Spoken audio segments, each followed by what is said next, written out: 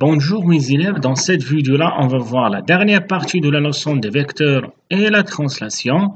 Donc comme d'habitude, je vous demande de suivre attentivement cette vidéo-là. Donc on va prendre deux routes. La première route, on va prendre sur cette route-là deux positions, la position A et la position B. Et sur la position A, on va prendre une voiture et on va la déplacer de cette manière-là. Donc, comme vous savez, d'ici, on peut représenter les caractéristiques de ce déplacement-là par le vecteur AB. Et on va prendre une deuxième route. Et sur cette deuxième route, on va prendre deux positions, la position E et la position F. Et sur la position E, on va prendre une deuxième voiture et également, on va la déplacer de cette manière-là. Et pour représenter ce déplacement, on va prendre le vecteur EF.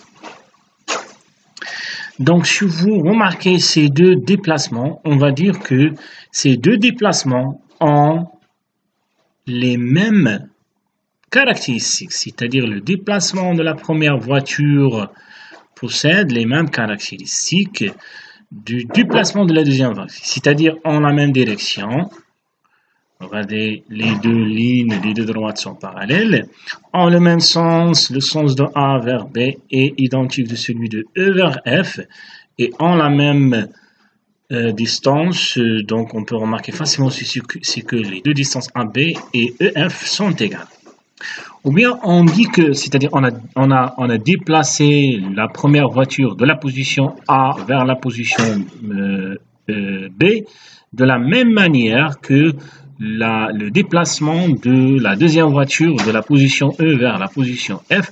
Ou bien on peut dire qu'on a translaté la première voiture de la position A vers la position B de la même manière que la translation de la deuxième voiture de la position E vers la position F.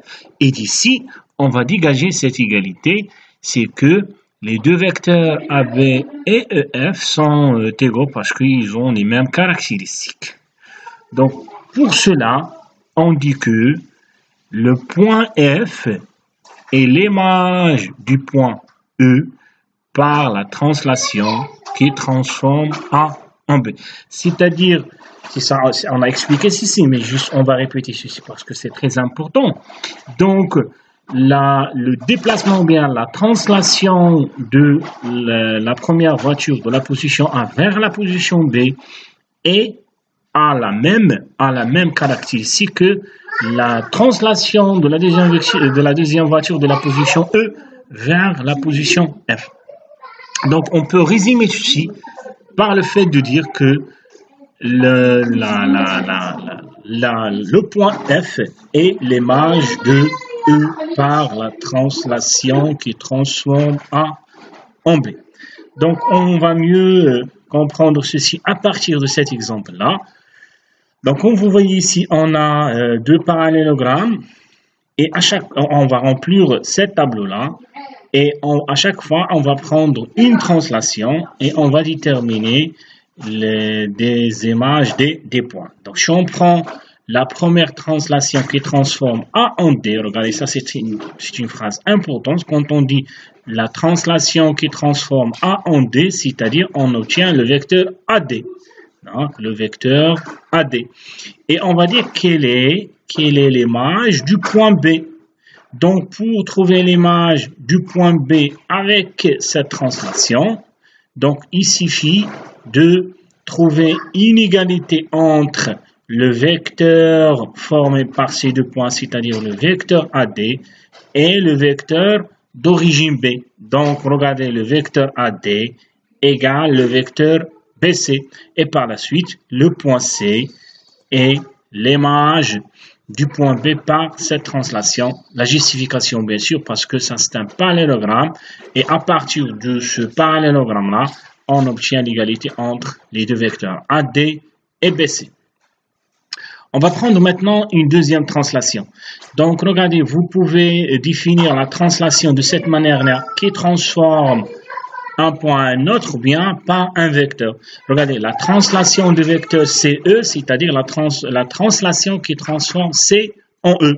Regardez, on va chercher le point dont l'image est F, c'est-à-dire on va dire quel est le point dont le point F est son image, c'est-à-dire le point F est l'image de qui. Donc la même chose là. Donc il faut chercher une égalité entre deux vecteurs. Le premier vecteur c'est le vecteur CF, plutôt CE, le vecteur CE est égal au vecteur DF. Pourquoi? Parce que ça c'est un parallélogramme.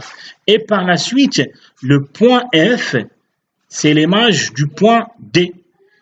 Et voilà le point qu'on va mettre ici, c'est le point D. Et bien sûr, parce que ça c'est un parallélogramme.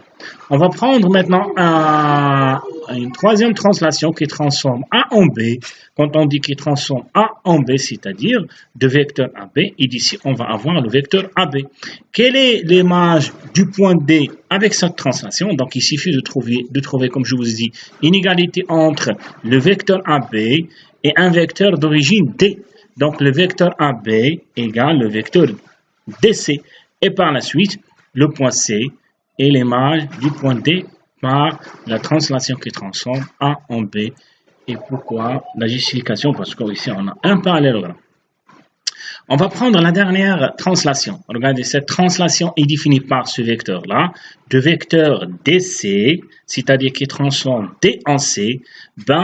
Quel est le point dont son image, c'est le point E. Donc le point E est l'image de qui? Donc regardez, vous prenez le vecteur DC, le vecteur DC égale le vecteur FE. Et par la suite, le point E est l'image du point F, c'est-à-dire F, son image, c'est le point E. Pourquoi? On a ceci étant parallélogramme. Maintenant, je vous demande de prendre vos cahiers de cours et de recopier la dernière partie, 4.4, la translation.